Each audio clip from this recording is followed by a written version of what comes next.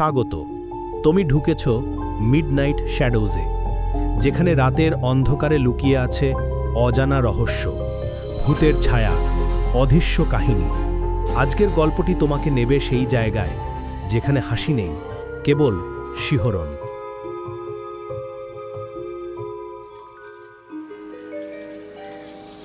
সদবাবু, আর একটা কথা বলি। বলুন। আপনি এখান থেকে চলে যান। জিজ্ঞেস করলাম, কেন বলুন তো? ডাক্তারবাবু তাই মত। আমাকে তো কিছু বলেননি। দারোগাবাবু ইতস্তত করে বললেন, না আপনাকে বলেননি, আমাদের বলেছেন আপনাকে বলবার জন্য, তাই বলা উচিত ভাবলাম। উনি বলেছেন আপনার অসুখ খুব খারাপ।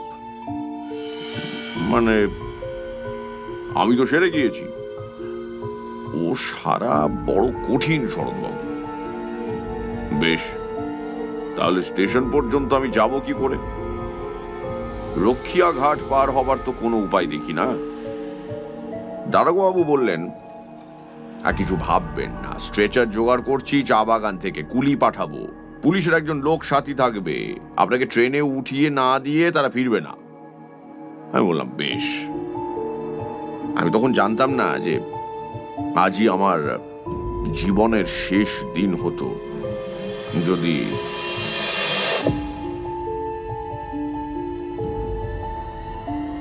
সানডে সাসপেন্স ক্লাসিক্সে আজ শুনবেন বিভূতিভূষণ বন্দ্যোপাধ্যায়ের লেখা অশরীরী। অশরীরী গল্পটি সানডে সাসপেন্সে প্রথম প্রচারিত হয় ২৬শে অক্টোবর ২০১৪ সালে। শুরু হচ্ছে অশরীরী।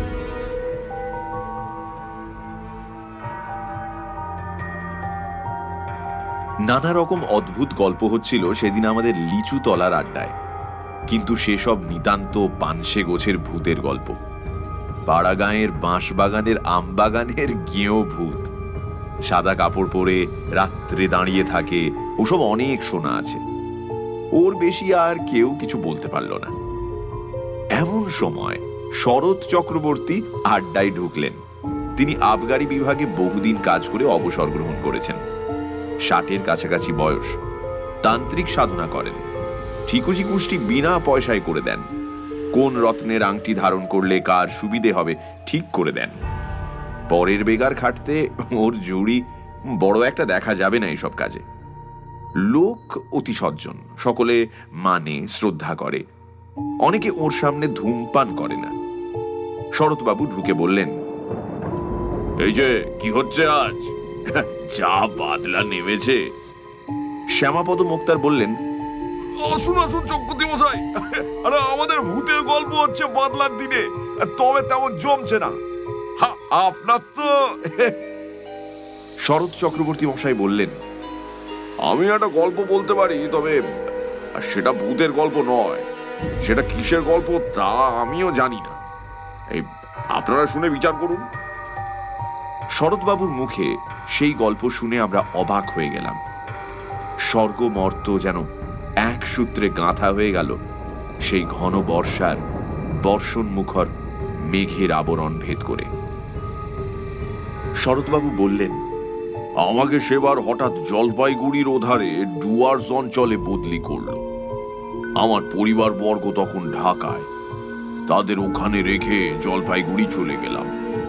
নতুন জায়গা, সেখানে নিজে না দেখে শুনে কি করে সবাইকে নিয়ে যাই। বিশেষ করে ছেলেমেয়েরা তখন ঢাকা স্কুলে পড়াশোনা করছে। তা যেখানে গেলাম সেখানটা জলপাইগুড়ি থেকে অনেক দূর, ছোট লাইনে যেতে হয়, পথে চা বাগান পড়ে, বনময় অঞ্চল। কিন্তু দূরে সবুজ বনরেখার পটভূমিকায় হিমালয়ের শিখরমালা চোখে পড়ে। বড় নির্জন স্থান। আমি যে জায়গায় গেলাম তার নাম হলদিয়া। ছোট্ট জায়গা। আমি সেখানে গিয়ে সিনিয়র সাব ইন্সপেক্টরের বাসায় উঠলাম, কারণ আমার বাসা তখনও ঠিক হয়নি।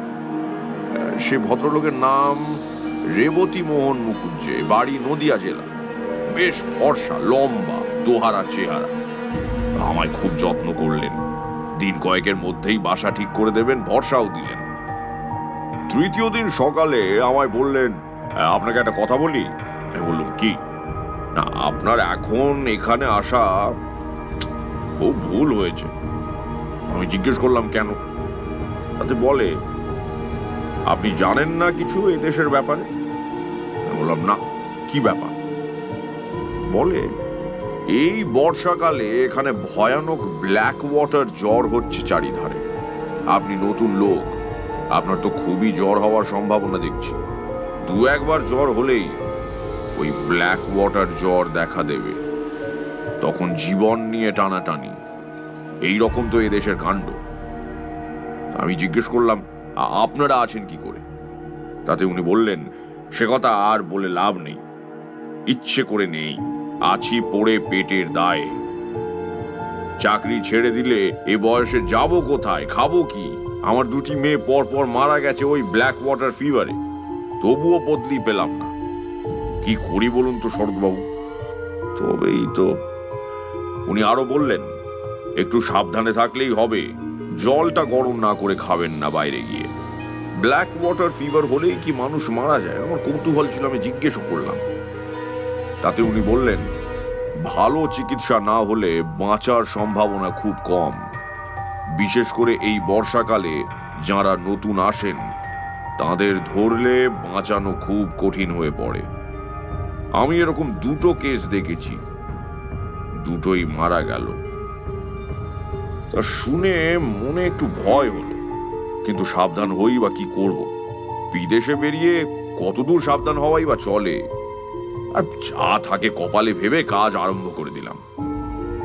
10-12 মাইল দূরে দূরে ওই গাঁজার দোকান, মদের দোকান তদারক করে বেড়াতে লাগলাম। ভালোই লাগছিল। বর্ষার সবুজ অভিযান শুরু হয়েছে বনে বনে। কত রকমের ফুল ফোটে আর কত ধরনের পাখি ডাকে। দূরে হিমালয়ের বরফ ঢাকা কি একটা শৃঙ্গ একদিন দেখা গেল। মিছরির পাহাড়ের মতো ঝকঝক করছে সকালের রোদ্দুরে। তবে রোদ বড় একটা উঠতে ইদানিং আর দেখা যেত না। ইতিমধ্যে রেবতী বাবুর চেষ্টায় ভালো একটা বাসা পাওয়া গেল। উঁচু কাঠের খুঁটির ওপর কাঠের তক্তা বসিয়ে তার উপর বাংলো ধরনের ঘর করা হয়েছে। কাঠের মেঝে বেশ শুকনো খটখটে, ঘরটা বেশ বড়, আলো হাওয়া বেশ আসে। মনের ভয় আস্তে আস্তে কেটে গেল। তখন মনে মনে ভাবি, রেবতী বাবুর ওটা উচিত হয়নি। এখানকার মাটিতে পা দিতে না দিতেই অমন ভয় দেখিয়ে দেওয়া কি ভালো? আরে কেন করলেন ওটা রেবতী বাবু? অন্য কোনো মতলব ছিল নাকি? এ নিয়ে 7-5 ভাবি। এখানে আমার এক ব্রাহ্মণ আর্দালি জুটল, নাম দিগম্বর পাণ্ডে। লোকটা অনেক দিন সেখানে আছে। রান্না করতো খুব ভালো। সে হাট বাজার রান্না বান্না সবই করত, কোনো অসুবিধে ছিল না। মাস 2 পরে সেবার বামনাপাড়া নর্থ বলে একটা জায়গায় আবগারির তদারকে গেলাম। আর সেটা একটা চা বাগানের পাশে ছোট্ট বাজার। চা বাগানটার ট্রাকগুলোর পায়ে লেখা আছে বামনাপাড়া নর্থ টি এস্টেট। পাহাড়ি একটা ছোট নদী পেরিয়ে আমার গরুর গাড়ি বাজারে গিয়ে থামলো। তখন বাজে ওই বেলা 10টা। 2টি মারোয়াড়ি মহাজনের গদি আছে। তারা বন অঞ্চলের উৎপন্ন সওদা করে। দেবেন সামন্ত বলে মেদিনীপুরের একজন ব্যবসায়ীর কাঠের কারবার আছে। গাঁজা ও আফিমের দোকান সেই দেবেন সামন্তের ভাই শশী সামন্তের। ওখানে বসে থাকতে থাকতেই আমার শরীর কেমন খারাপ হতে লাগলো, মাথা ধরলো। তার দেবেন সামন্তকে বলতে সে কি একটা হোমিওপ্যাথিক ওষুধ দিলে, বললে এতেই নাকি সেরে যাবে, কোনো ভয় নেই। আমি বললাম, আপনাদের এখানে ব্ল্যাক ওয়াটার হয়? উনি বললেন, খুব। জিজ্ঞেস করলাম, মানুষ মরে? তাতে উত্তর দিলেন, তা মন্দ মরে না। আপনারা ভয় পান না? আমরা অনেকদিন আছি, নতুন যারা আসেন তাদের ভয় একটু বেশি। সবাই দেখছি একই কথা বলে। গাঁজার হিসেব চেক করতে করতে আর যেন বসতে পারলাম না। তাড়াতাড়ি কাজ সেরে নিয়ে গাড়িতে উঠে পড়ি। জল তেষ্টা পাওয়াতে বামনাপাড়া নর্থ চা বাগানের একটা গুমটি টিনের শেড থেকে জল চেয়ে খাই এক নেপালি দারোয়ানের কাছ থেকে। যখন বাসায় পৌঁছলাম তখন বেলা হয়ে গেছে। আমার তখন খুব জ্বর, পথেই কাঁপুনি দিয়ে জ্বর এসেছে। খবর পেয়ে রেবতীবাবু ছুটে এলেন, ডাক্তার ডাকা হলো, ওষুধ আর ইঞ্জেকশন চলল। 3 দিনের মধ্যে জ্বর ছেড়ে গেল। দিন 15 বেশ আছে। সবাই বলে ঠান্ডা লেগে অমনটা হয়েছিল হঠাৎ, ও কিছু না। আমিও নিজেকে সেইভাবেই বোঝালুম। আবার বেশ কাজকর্ম করি, শরীরের কোনো কষ্ট নেই। একদিন হলদিয়া পুলিশ থানায় বসে থানায় দারোগার সঙ্গে গল্প করছি, হঠাৎ আবার জ্বর এলো। দারোগাবাবু লোক দিয়ে আমায় বাড়ি পাঠিয়ে দিলেন। আরদালি দিগম্বর পাঁড়েকে বললাম, জল দাও। জল খেয়ে শুয়ে পড়লাম। 3 দিন ভীষণ জ্বরের ঘোরে কাটল। রেবতীবাবু এবং থানার দারোগাবাবু দুবেলায় আসতেন। কিভাবে আমার সাবু বার্লি তৈরি করতে হবে আমার আরদালিকে শিখিয়ে দিয়ে যেতেন। 3 দিন পরে জ্বর কমে গেল। ক্রমে বেশ সেরে উঠলাম।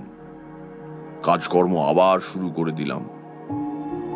দিন 15 পরে চা বাগানের একটা আবগারি কেস দেখতে গিয়েছি। আবার হঠাৎ করে জ্বর এলো। এবার একটা জিনিস লক্ষ্য করলাম, এখানকার জ্বর ভেলকিবাজির মতো আসে, আবার ভেলকিবাজির মতো চলে যায়। সুতরাং প্রথম জ্বর এলে আমার যেরকম ভয় হতো, এখন গা সওয়ার ধরুন সে ভয় একেবারেই নেই। আরদালিকে ডেকে বলে দিলাম আগের মতো পথ্য প্রস্তুত করে আমাকে যেন খাওয়ায়। এবার কিন্তু একটু অন্যরকম হলো। অত সহজে এবার আমি নিষ্কৃতি পেলাম না। দিন 2 পরে উৎকট ব্ল্যাক ওয়াটার জ্বরের সব লক্ষণগুলি আমার মধ্যে ফুটে বেরুলো। অতিরিক্ত রক্তপাতের দরুন অত্যন্ত দুর্বল হয়ে পড়লাম। সেরে উঠতে 5-6 দিন লেগে গেল। দিন 2 পথ্য করার পর একদিন সকালবেলা আমার সঙ্গে রেবতীবাবু আর দারোগাবাবুর দেখা করতে এলেন। আরদালিকে চা করে দিতে বললাম, কিন্তু তারা চা খেলেন না। পরে বুঝেছিলাম তারা চা খাননি ব্ল্যাক ওয়াটারকে ছোঁয়াচে জ্বর ভেবেই। দারোগাবাবু বললেন, সদবাবু আমি একটা কথা বলি। বলুন। আপনি এখান থেকে চলে যান। জিজ্ঞেস করলাম, কেন বলুন তো? ডাক্তারবাবু তাই মত। আমাকে তো কিছু বলেননি। দারোগাবাবু ইতস্তত করে বললেন, তা আপনাকে বলেননি, আমাদের বলেছেন আপনাকে বলবার জন্য, তাই বলা উচিত ভাবলাম। উনি বলেছেন আপনার অসুখ খুব খারাপ। মানে আমি তো সেরে গিয়েছি, ও সারা বড় কঠিন শরৎবাবু। বেশ, তাহলে স্টেশন পর্যন্ত আমি যাব কি করে? রক্ষিয়া ঘাট পার হবার তো কোনো উপায় দেখি না। দারোগাবাবু বললেন, আর কিছু ভাববেন না, স্ট্রেচার জোগাড় করছি চা বাগান থেকে, কুলি পাঠাবো, পুলিশের একজন লোক সাথী থাকবে, আপনাকে ট্রেনে উঠিয়ে না দিয়ে তারা ফিরবে না। আমি বললাম বেশ। আমি তখন জানতাম না যে আজই আমার জীবনের শেষ দিন হতো যদি, কিন্তু সে কথা পরে বলছি। আমি সম্মতি দিলে দারোগাবাবু চলে গেলেন। তখন বেলা 9টা হবে। গরম জল করে নিয়ে আসতে বললাম আরদালিকে, গা হাত মুছবো বলে। তারপর 1 বাটি বার্লি খেলাম। আরো একটু বেলা হলে 2টি ভাতও খেলাম। বেলা 12টার পর লোকজন এলো স্ট্রেচার নিয়ে। এই পর্যন্ত বলে শরৎ চক্রবর্তী বললেন, একটু চা খাওয়ার ইচ্ছে হচ্ছে। আমরা বললাম, গল্পটা শেষ করুন, চা খেয়ে নিয়ে বলবো। এবার গল্পের আসল অংশটাতে এসে গিয়েছি কিনা একটু গলা ভিজিয়ে নিয়ে বলি। হ্যাঁ, উকিল নিতাইবাবু বললেন, একটা কথা, আপনি বললেন ব্ল্যাক ওয়াটার জ্বর হলো, সেরে গিয়ে আপনি পথ্য করলেন, অথচ ডাক্তারবাবু কেন আপনার অসুখ খারাপ বললেন? অসুখ তো সেরে গিয়েছিল। সেরে গিয়েছিল কিরকম, এক্ষুনি সেটা শুনলে বুঝতে পারবেন। আসলে সারেনি। তবে পথ্য দিয়েছিল কেন ডাক্তার? এই কথার জবাব আমি দিতে পারবো না, কাউকে জিজ্ঞেসও করিনি। তবে যেমন ঘটেছিল সেই রকম বলে যাচ্ছি। এটা একটা অদ্ভুত কথা বলছেন আপনি। কিরকম সে দেশে ডাক্তার বুঝলাম না মশাই। এই কথাটা আমি কখনো ভেবে দেখিনি। আচ্ছা, এবার বলি গল্পটা। শরৎ চক্রবর্তী আবার গল্প আরম্ভ করলেন। বেলা 12টার পর স্ট্রেচার নিয়ে এলো চা বাগানের লোকজন। সেখানে দাঁড়িয়েছিলেন রেবতীবাবু ও দারোগা বাবু। আমি আর আর্দালি জিনিসপত্র গোছাচ্ছি, এমন সময় এলো জ্বর। ভীষণ কাঁপুনি দিয়ে জ্বর, আর আমি বসতে পারলাম না। ঘরের মধ্যে গিয়ে তাড়াতাড়ি বাঁধা বিছানা আর্দালিকে দিয়ে খুলিয়ে পাতিয়ে শুয়ে পড়লাম। এবার আমি আর কিছুই জানি না। আমার সমস্ত চেতনা লুপ্ত হয়ে গেল এক ঘন অন্ধকারের আবরণের অন্তরালে। যখন আবার আমার জ্ঞান হলো, তখন দুটো জিনিস আমার চোখে পড়লো। প্রথমে অন্ধকারের মধ্যে একটা কি গাছের ডাল পাশের জানলার বাইরে হাওয়ায় দুলছে। আর দ্বিতীয় জিনিস হলো আমার বাক্স ও পুঁটুলি আমার পায়ের দিকে দেওয়ালের কাছে রয়েছে এবং আমার ছাতাটা দেওয়ালের কোণে হেলানো রয়েছে। আমি কি রেলওয়ে ট্রেনে উঠেছি? এত অন্ধকার কেন? রেলের কামরা, অন্য লোকই বা নেই কেন? তারপর আস্তে আস্তে আমার মনের আকাশ মেঘ মুক্ত হয়ে আসতে লাগলো। আমার মনে পড়লো যে আমি স্ট্রেচারে আদৌ উঠিনি। জ্বর আসতে ঘরে এসে শুয়ে পড়েছিলাম। কিন্তু ঘরই যদি হয়, আর্দালি দিগম্বর কই? ঘরে আলো জ্বালেনি। আমি কোথায়? তেষ্টা পেয়েছিল, ডাকতে গেলাম ওকে। গলায় স্বর আটকে গেল। দুবার ডাকতে গেলাম, আর দুবারই তাই হলো। আমার মনে হলো বাইরে চাঁদ উঠেছে। জানালা দিয়ে ঘরের মধ্যে চাঁদের সামান্য আলো এসে পড়েছে। কিছুক্ষণ সামনের দিকে চেয়ে রইলাম। ঘরের মধ্যে বা বাইরে কোথাও কোনো শব্দও নেই। হঠাৎ আমার দৃষ্টি নিবদ্ধ হলো বাইরের দিকে। কে ওখানে বাইরে? এই দেখুন, এতদিন পরে মনে পড়েও আমার গা শিউরে উঠল। দেখলাম কি জানেন?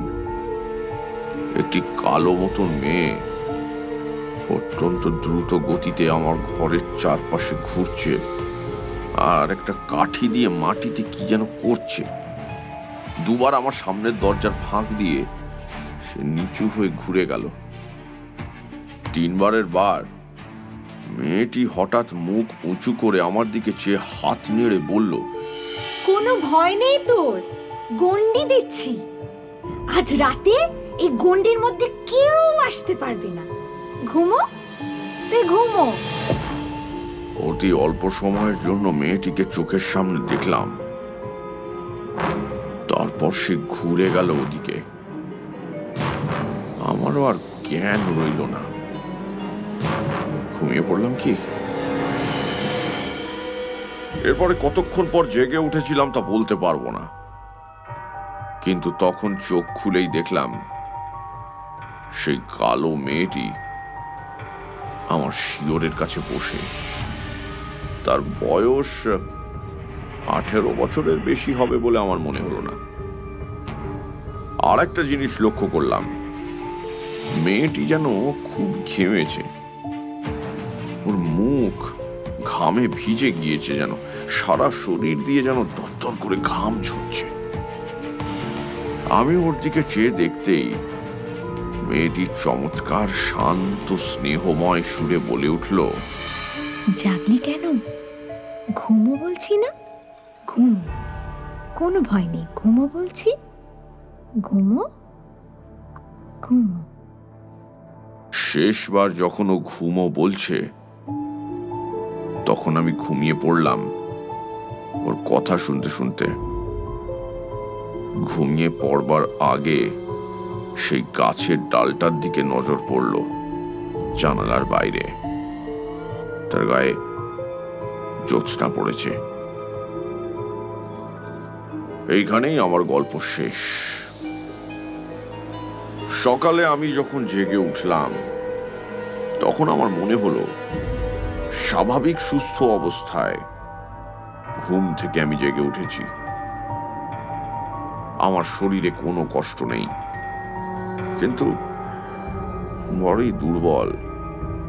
বিছানা ছেড়ে উঠতে পারলাম না।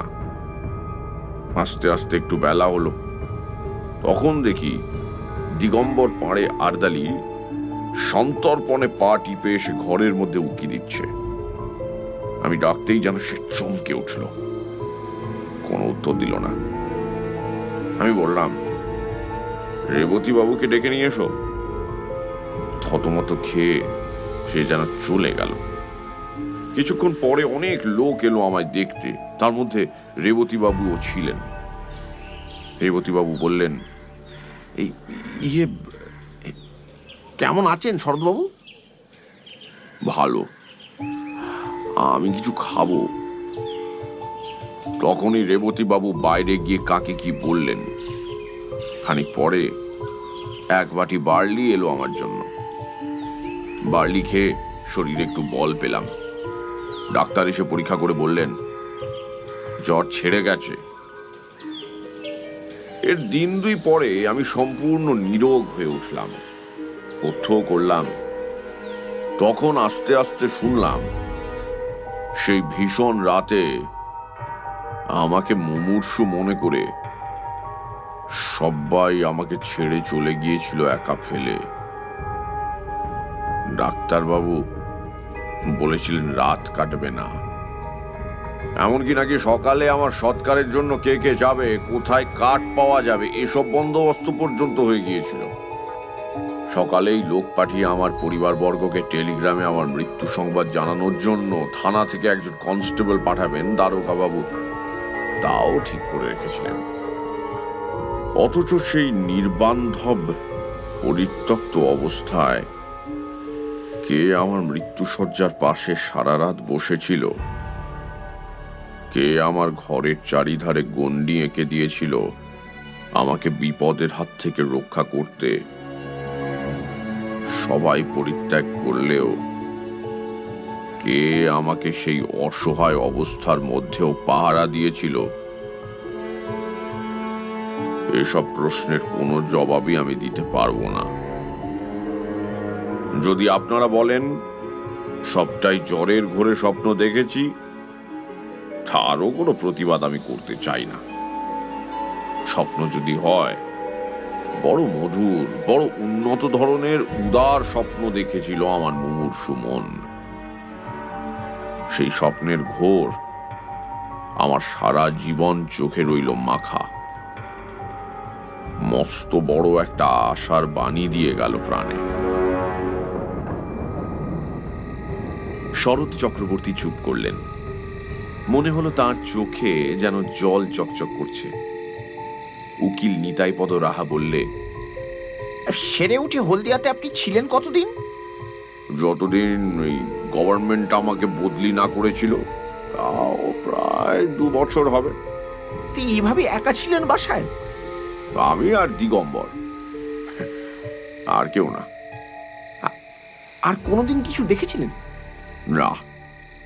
আর অসুখে ভুগেছিলেন? না। ঘন বর্ষার রাত, বাইরে বেশ অন্ধকার। জোনাকি জ্বলছিল উঠানের শিউলি গাছটার ডালে পাতায়। আমরা সবাই অনেকক্ষণ চুপ করে রইলাম। নিতাই উকিলও আর বেশি কথা বলেননি। বৃষ্টি এসে পড়বে বলে শরৎ চক্রবর্তীকে আমরা বাড়ি পাঠিয়ে দিলাম ছাতা দিয়ে।